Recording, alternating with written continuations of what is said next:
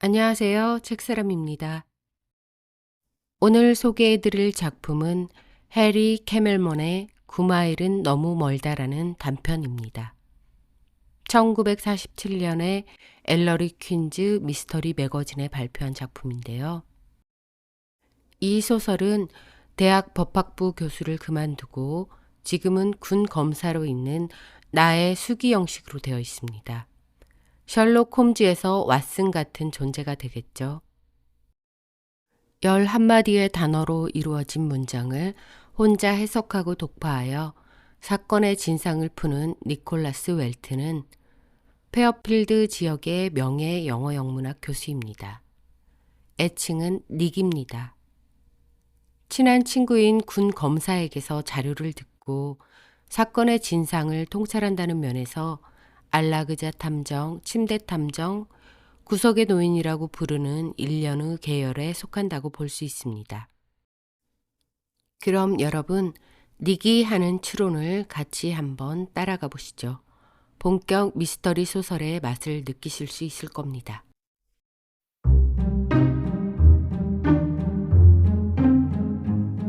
구마일은 너무 멀다. 해리 캐멜먼. 나는 선정협회의 만찬회에서 한 연설 때문에 굉장한 웃음거리가 되었다. 때문에 니콜라스 웰트와 함께 이따금 아침을 먹으러 가는 블루문에서도 닉에게서 싫은 소리를 듣고 말았다. 나는 예정된 연설의 내용에서 빗나가 군 검사로 있었던 전임자가 신문에 발표한 성명을 비판하는 실수를 저지르고 말았던 것이다. 그 성명에 대해서 여러 가지 추론을 시도했기 때문에 곧 본인에게서 반격을 받았고 참석자들에게는 내가 지적인 면에서 그다지 신뢰할 수 없는 사람이라는 인상을 주고 만 것이다. 아무튼 나는 몇 달 전에 대학의 법학부 교수직을 그만두고 군 검사가 뽑는 개혁당 후보자가 된 지 얼마 안 되었으므로 이런 식의 정치적 권모술수에는 익숙지 못했다. 나는 그 점을 참작해 주어야 한다고 주장했으나 언제나 몸에 익은 교수 근성에서 벗어나지 못하는 닉은 마치 대학 2학년생이 학기말 시험 점수를 올려달라고 부탁할 때 거절하는 것 같은 말투로 대답했다. 여보게, 그런 것은 변명이 되지 않네. 스노든 기금 명예 영어 영문학 교수인 니콜라스 웰트는 나보다 겨우 두서너 살 위로 아직 40대 후반이지만 교장이 성적 나쁜 학생을 야단치는 것 같은 태도로 나를 대하는 버릇이 있었다. 아마도 그의 흰 머리와 주름살 투성이의 난쟁이 같은 얼굴이 실제보다 훨씬 늙어 보였기 때문에 나는 그의 그러한 태도를 기꺼이 견뎌내고 있었다. 그러나 그것은 완전히 줄거리가 선 추론이었네. 나는 미련을 떨쳐버리지 못하고 주장했다. 여보게, 그는 쥐를 가지고 노는 고양이처럼 목을 울렸다. 사람이 서로 의견을 나누는데 추론이 없어서 안 된다는 것을 나도 부정하진 않네. 그러나 추론은 흔히 잘못되는 일이 많거든. 특히 상대가 말하지 않고 감추려는 것을 알아내야만 하는 법률가라는 직업을 가지고 있다면 잘못된 추론을 펼칠 확률이 다른 경우보다 훨씬 큰 걸세. 나는 내 계산서를 집어들고 의자에서 일어났다. 자네는 지금 법정에서의 증인 반대 신문을 말하는 것이겠지. 그러나 그 추론이 이치에 맞지 않는다면 상대편 변호사가 잠자코 보고 있지만은 않을 걸세. 누가 이치 따위를 말했나? 추론이란 이치에 맞는다 하더라도 반드시 사실과 일치하지는 않는다고 말했을 뿐이네. 그는 내 뒤를 따라 카운터까지 왔다. 나는 내 계산을 끝내고 조급한 마음으로 기다렸다. 그는 옛날식 잔돈 지갑을 뒤져 카운터 계산서 옆에 동전을 하나씩 늘어놓았는데 결국 그것만으로는 모자랐다. 그러자 그는 잔돈을 지갑에 다시 넣고 가벼운 한숨을 쉬면서 지폐를 한 장 꺼내어 카운터 위에 올려놓았다. 여보게, 10마디 또는 12마디로 한 문장을 지어보게. 그는 아까 하던 이야기를 계속했다. 그러면 나는 자네가 그 문장을 짓는 동안 전혀 생각지도 못했던 일련의 논리에 따른 추론을 끌어내 보이지. 새로운 손님이 들어와서 카운터 앞이 비좁았기 때문에 나는 먼저 밖으로 나가 닉이 계산을 끝내고 나오기를 기다렸다. 나는 아직 내가 곁에 있는 줄 알고 그가 혼자 이야기를 계속하는 게 아닐까 싶어 문득 우스워졌던 것을 기억하고 있다. 그가 길에 서 있는 내 곁으로 다가왔을 때 나는 불쑥 말했다. 9마일이나 되는 길을 걷는 것은 쉽지 않다. 그리고 빗속이라면 더욱 힘들다. 그렇고 말고. 그는 아무렇지도 않은 듯 맞장구를 쳤으나 다음 순간 갑자기 걸음을 멈추고 내 얼굴을 들여다보았다. 그게 대체 무슨 뜻인가? 제대로 문장이 되어 있네. 모두 11마디일세. 나는 한마디 한마디 손가락을 꼽아 세면서 다시 한번 그 문장을 되풀이했다. 그게 어쨌다는 건가? 자네가 아까 말하지 않았나. 10마디나 12마디로 된 하나의 문장을 만들라고. 과연 그랬지? 그는 귀찮은 듯한 눈으로 나를 쏘아보았다. 그런데 그 문장을 어디서 장만했나? 지금 문득 머리에 떠올랐네. 자네의 추론을 들어볼까? 여보게, 진심으로 그렇게 말하는 건가? 그는 작고 파란 눈을 장난스럽게 빛내며 말했다. 정말로 추론을 끌어내보라는 건가? 이처럼 자기가 먼저 꺼내놓고 내가 덩달아 따라가면 순간 매우 재미있는 듯한 표정을 짓는 것이 그의 버릇이다. 그래서 나는 늘 자신도 모르는 사이에 불끈 화가 치미는 것이었다. 그처럼 하기 싫다면 제발 잘난 체하지 말았으면 좋겠네. 알았네. 그는 차분한 목소리로 말했다. 그렇게 화낼 것까진 없지 않나. 어디 한번 해보세. 자, 어떤 문장이었지? 9마일이나 되는 길을 걷는 것은 쉽지 않다. 그리고 빗속이라면 더욱 힘들다. 과연 단서가 별로 없는 것 같군. 10마디가 넘네. 그럼 맨 처음 추론일세. 문제에 맞서자 그의 목소리가 갑자기 날카로워졌다. 우선 이야기하는 사람이 넌더리를 내고 있군. 확실히 그렇네. 물론 그것을 추론이라고 할 수 있다면 말일세. 추측할 것까지도 없이 문장에 잘 나타나 있으니까. 그는 조급하게 고개를 끄덕였다. 두 번째 추론. 그는 비가 오리라는 것을 예상하고 있지 않았네. 그렇지 않았다면 그리고라는 말을 덧붙이지 않고 다만 빗속이라면 더욱 힘들다 이렇게 말했을 걸세. 뻔한 일이지만 뭐 아무래도 좋겠지. 추론의 처음 몇 가지는 언제나 뻔한 거라네. 닉도 지지 않고 말했다. 나는 잠자코 듣고 흘려버렸다.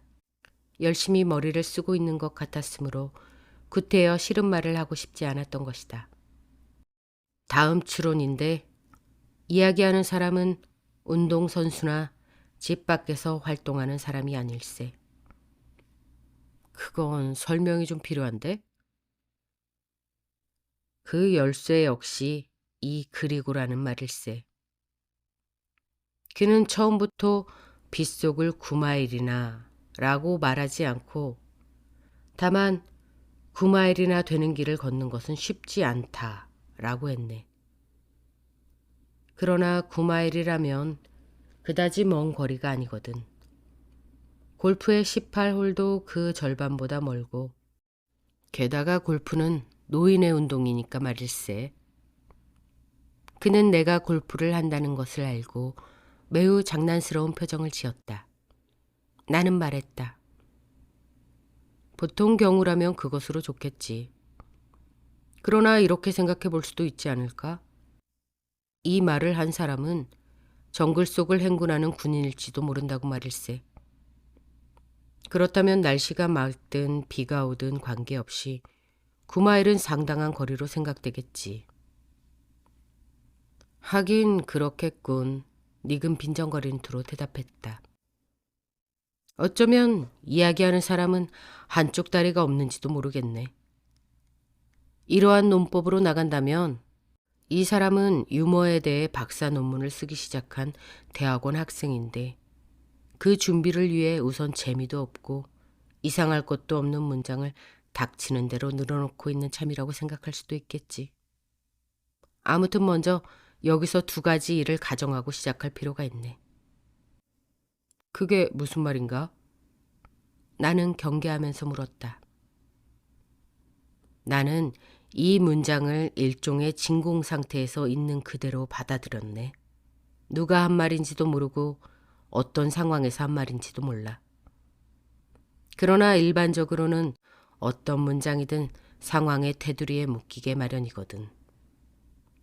그렇지. 그런데 그 가정이란 뭔가? 하나는 이야기하는 사람의 의도가 장난스럽지 않다는 것.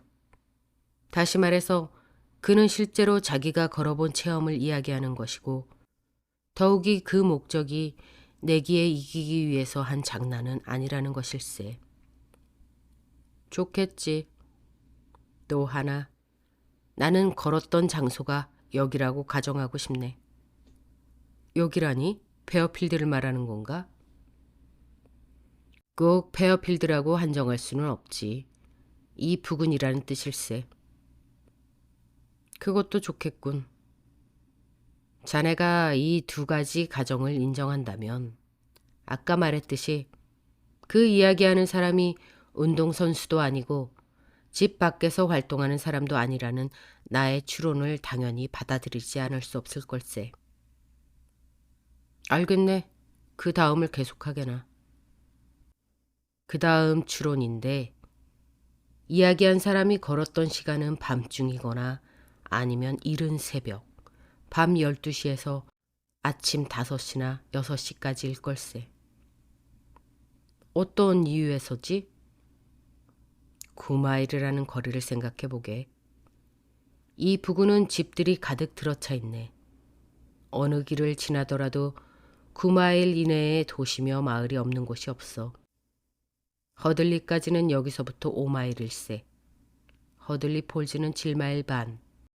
고어튼까지는 11마일인데 8마일 되는 곳에 이스트 고어튼이 있어 고어튼으로 통하는 길이 되어 있네. 고어튼 거리를 따라 로컬 철도가 달리고 있고 다른 길은 모두 버스가 다니지. 게다가 어느 길이나 자동차의 왕래가 굉장히 많아. 그렇다면 열차나 버스가 끊어지고 그런 시간에 달리는 얼마 되지 않는 차들이 하이웨이에서 낯선 사람을 태워주기 망설이는 그런 한밤중이 아닌 다음에야 뭐가 좋아서 9마일이나 걷겠는가. 남의 눈에 띄고 싶지 않았는지도 모르지. 닉은 딱하다는 듯 미소 지었다. 승객들이 모두 신문을 읽는데 열중해 있는 열차나 버스 안보다 하이웨이를 터덜터덜 걷는 편이 더 남의 눈에 띄지 않는다고 생각하나? 아무래도 괜찮네. 그 점에는 구애받지 않으니까. 나는 퉁명스럽게 대답했다. 그럼 이건 어떻겠나? 그는 어느 도시에서 밖으로 나간 것이 아니라 도시를 향해 걸어 들어왔다고 하면? 나는 고개를 끄덕였다. 그쪽이 낫겠네. 출발하기 전에 도시에 있었다면 뭔가 탈 것을 마련할 수 있었을 테니까. 자네 추론의 근거도 그것일 테지? 그것도 있지만 거리에서 끌어낼 수 있는 추론이 또 한 가지 있네. 그것은 9마일이라고 정확한 숫자를 말하고 있는 점일세. 글쎄, 그게 무슨 뜻인가? 언제나 교수가 학생을 야단치듯이 짓는 그 표정이 닉의 얼굴에 떠올랐다. 만일 10마일 걸었다든가 차로 100마일 달렸다는 표현이라면 사실 8마일에서 12마일쯤 걸었거나 90마일에서 110마일쯤 달렸다는 뜻으로 해석해도 좋네. 다시 말하면 10이라든가 100이라는 것은 대강 말한 숫자일세. 정확하게 10마일 걸었는지도 모르지만 약 10마일 걸었다는 뜻으로 해석되지. 그러나 9마일이라고 할 때는 정확한 숫자로 생각해도 틀림없을 걸세. 그런데 우리는 도시에서 어떤 지점까지보다 어떤 지점에서 도시까지 이르는 거리를 더 정확하게 알고 있는 경우가 많네. 다시 말해서 이런 걸세. 도시에 사는 어떤 사람에게 브라운 농장까지 몇 마일이나 되느냐고 물어보네. 만일 그가 브라운 농장을 알고 있다면 3, 4마일 정도라고 대답할 거야. 그러나 반대로 브라운에게 그의 집에서 도시까지 몇 마일이나 되느냐고 물으면 그는 3.6마일입니다. 여러 번 속도계로 재보았으므로 틀림없습니다. 라고 대답할 걸세. 그건 좀 근거가 약한데니.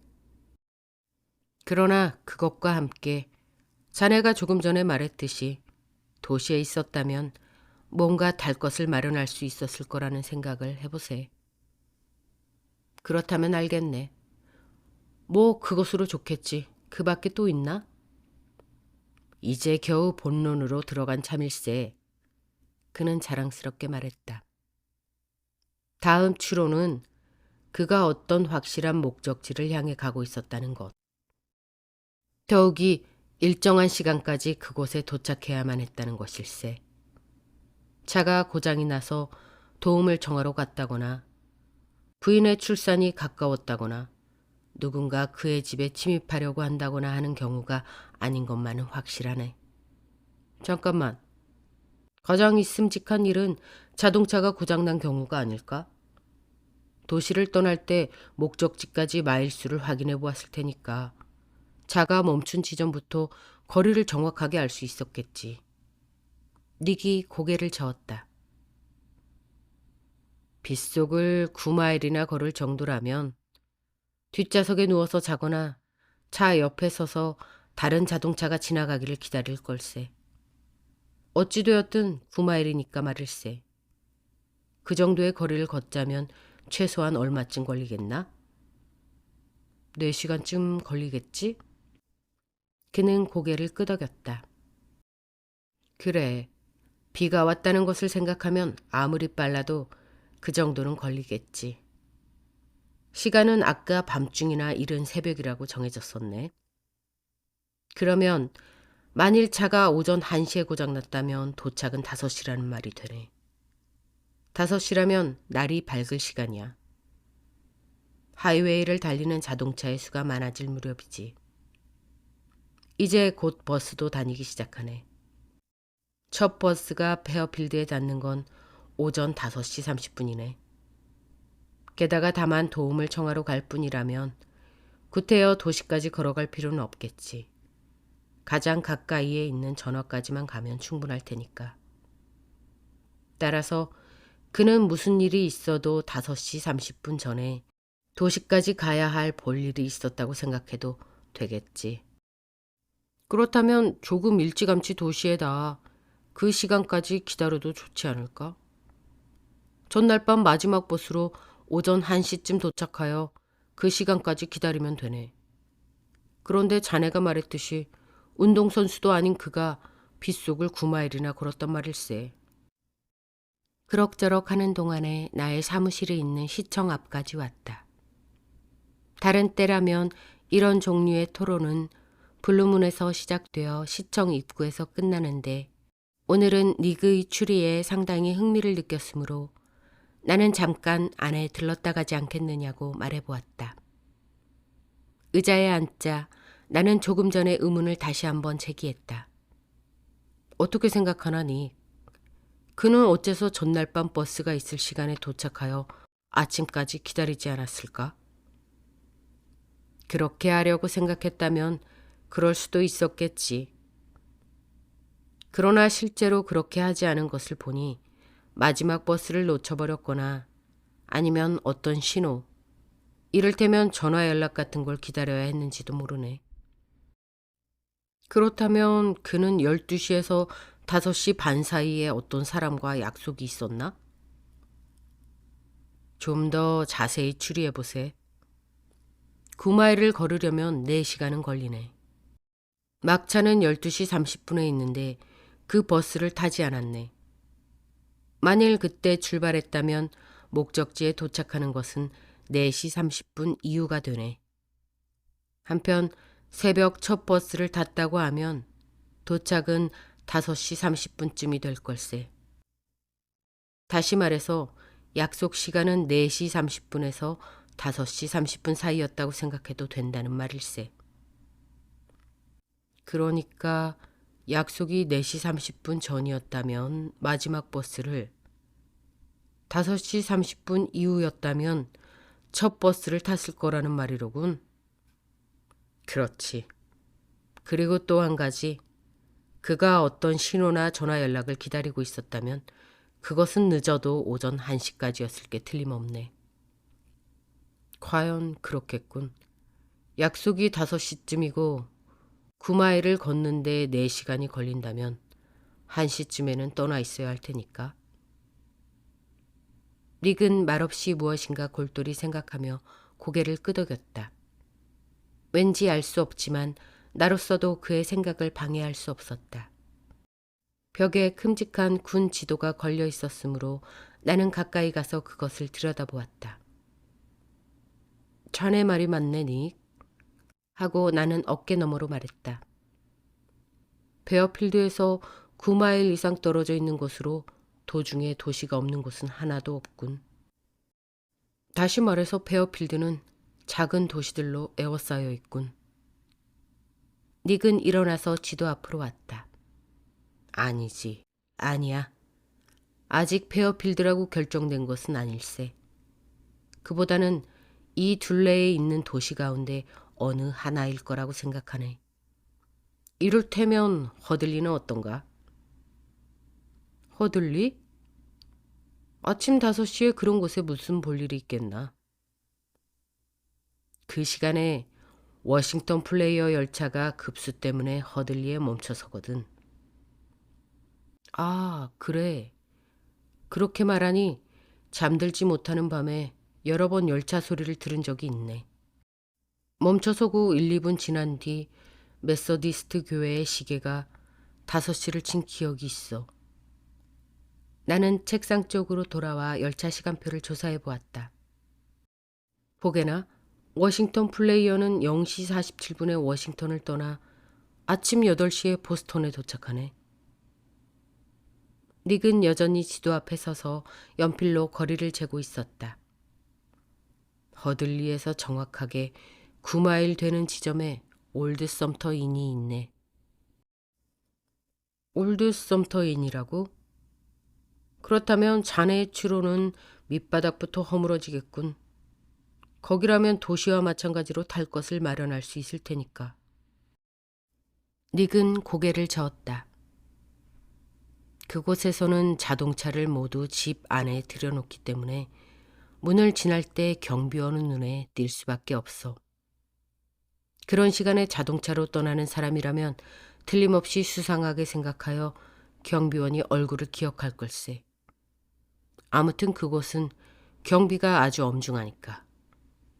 따라서 그 사나이는 방에 있으면서 워싱턴에서 걸려올 전화를 기다렸다가 워싱턴 플레이어의 어떤 승객에 대해 아마도 착한 번호와 침대 번호를 통지받았겠지.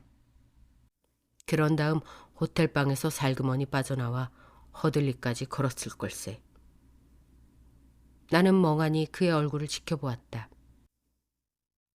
급수 중인 열차를 타는 것은 간단한 일이고 착한과 침대 번호만 알고 있으면 닉! 하고 나는 가슴이 두근거리는 것을 느끼면서 말했다.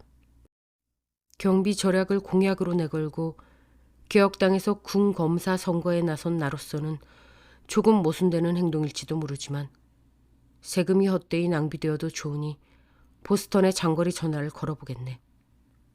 우스꽝스러운 질문이라서 미친 사람의 짓이라고 여길지도 모르지만 괜찮네. 해보겠어. 해보게나. 닉은 파란 눈을 빛내고 혀 끝으로 입술을 죽이며 소리쳤다.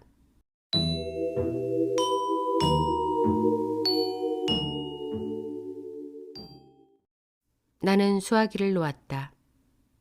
닉, 이것은 아마도 범죄 수사 역사상 가장 주목할 우연의 일치일 걸세. 어젯밤 0시 47분 워싱턴발 열차 안에서 타살된 시체가 발견되었다네. 사망 추정 시간은 보스턴에 도착하기 3시간 전. 다시 말해서 허들리에서 멈춰선 시각과 일치하네. 틀림없이 그럴 거라고 생각했네. 그러나 우연의 일치라고 생각하는 것은 잘못일세. 절대로 그럴 리가 없어. 자네는 그 문장을 어디서 들었나? 그것 말인가? 그냥 문득 머릿속에 떠올랐을 뿐인데. 아니, 그럴 리가 없어. 아무 생각 없이 머릿속에서 떠오르는 말이라면 그런 문장이 아닐 걸세. 나는 오랫동안 작문을 가르치고 있는 사람이니까 알 수 있는데 어떤 사람에게 10개 안팎의 낱말로 문장을 만들어 보라고 하면 보통 나는 우유가 좋다. 그것은 건강에 좋으니까. 이렇게 흔해 빠진 대답이 나오기 마련이지. 따라서 자네의 문장은 어떤 특정한 상황을 가리키는 것임에 틀림없네. 그러나 오늘 아침에는 아무와도 이야기하지 않았네. 블루문에서부터 줄곧 자네와 함께 있지 않았나. 내가 계산하는 동안 자네는 내 곁에 있지 않았어. 블루문 앞에서 나를 기다리는 동안 누구와 만나지 않았나? 나는 고개를 저으며 대답했다. 내가 밖으로 나오고 1분도 안 되어 자네가 나왔네. 아, 그러고 보니 자네가 잔돈을 찾는 동안 2 남자가 들어왔었어. 그 가운데 한 사나이와 몸이 서로 부딪혔기 때문에 나는 가게가 좁아서 방해가 되리라고 생각했었네. 본 적이 있는 얼굴이었나? 누구? 둘이서 함께 들어왔다는 그 사나이들 말일세. 닉은 안타까운 듯이 말했다. 아니, 전혀 알지 못하는 얼굴이었어. 그들이 뭐라고 이야기를 하고 있던가? 그런 것 같네. 그렇지, 확실히 이야기를 하고 있었네. 뭔지는 모르지만 아주 열심히 이야기하고 있었어. 그렇지 않았다면 나와 부딪힐 리가 없었을 거야. 블루문에서는 낯선 손님을 보게 되는 일이 별로 없는데. 그렇다면 그들이 범인이란 말인가?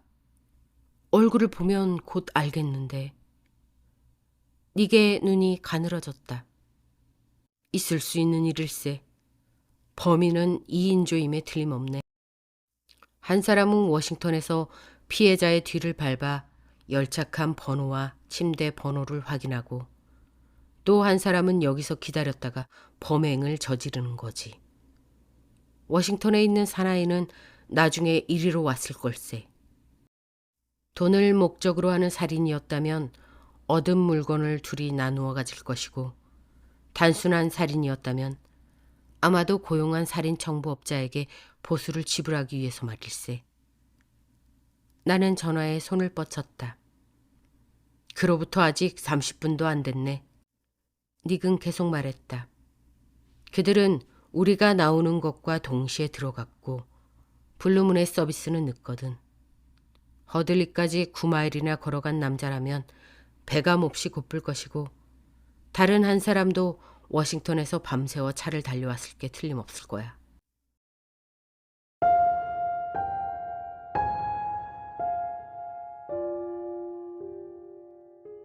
체포하거든 꼭 연락 바라네.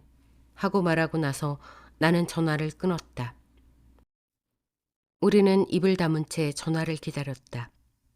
다른 사람에게 알려지면 부끄러운 일이라도 저지른 듯 서로 얼굴을 마주보지 않도록 애쓰며 방안을 천천히 왔다 갔다 하고 있었다. 이윽고 전화가 울렸다. 나는 수화기를 들어 보고를 듣고 난 다음 좋아 하고 대답하며 닉 쪽을 돌아보았다. 한 사람은 주방 창 쪽으로 달아나려고 했는데 가게 뒷곁에도 지키도록 해두었기 때문에 둘 다 붙잡았다는군. 달아나려고 한 것을 보니 아무래도 그들이 범인인 것 같군. 닉은 희미하게 미소 지었다. 나도 고개를 끄덕여 동감이라는 뜻을 나타냈다. 그는 손목시계를 흘끗 보더니 소리쳤다. 큰일 났군. 오늘 아침에는 일찍부터 일을 시작할 생각이었는데 쓸데없는 이야기 덕분에 그만 시간이 늦어져 버렸네. 나는 문 앞에서 그를 불러 세웠다. 닉, 처음에 자네는 무엇을 증명하려고 했었지? 추론이란 이치에 맞는다 하더라도 반드시 사실과 일치하지는 않는다는 것이지. 그런가? 아니, 뭐가 우스워? 그는 화를 냈으나 이윽고 그 자신도 웃어버리고 말았다.